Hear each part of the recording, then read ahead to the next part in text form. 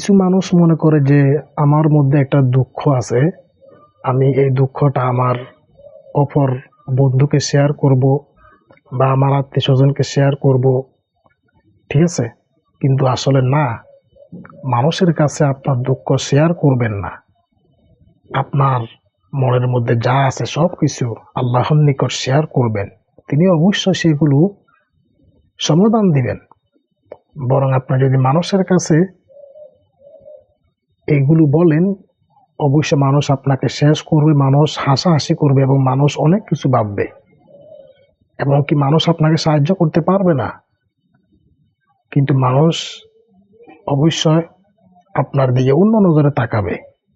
ততটুকু আপনার দুঃখ আপনার কাছে রাখবেন, দরকার নেই তো আবেগ ভাই।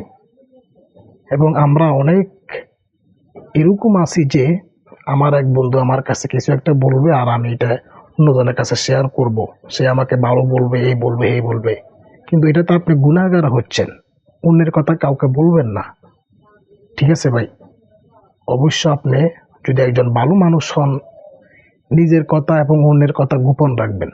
এটাই একজন মুমিনের কাজ।